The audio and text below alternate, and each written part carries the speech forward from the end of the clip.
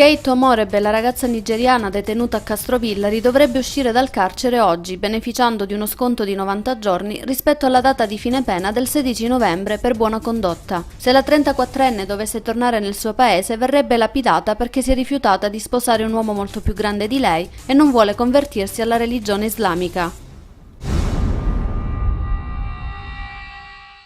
La Guardia di Finanza ha rintracciato ieri sera un'imbarcazione di circa 15 metri, battente bandiera russa, a largo della costa di Roccella Ionica. A bordo 70 immigrati, tutti maschi di varia nazionalità. I militari hanno arrestato 3 ucraini accusati di essere gli scafisti. I 3 sono stati intercettati al largo di Capo Spartivento a bordo di un motoveliero.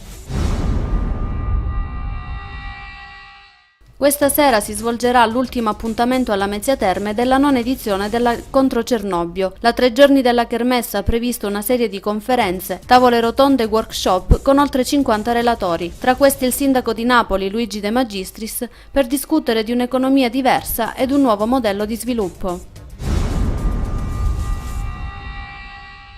Giorgio Albertazzi, mostro sacro del teatro italiano e mondiale, nella veste di direttore artistico del Magna Grecia Teatro Festival, è stato ospite ieri sera nella sala consiliare del comune di Crotone. L'attore si è intrattenuto a poche ore dallo spettacolo che si è svolto a capocolonna con la giunta comunale quasi al completo e con i giornalisti, parlando tra le altre cose della sua esperienza al festival, tracciandone un bilancio e preannunciando delle novità clamorose per la prossima edizione.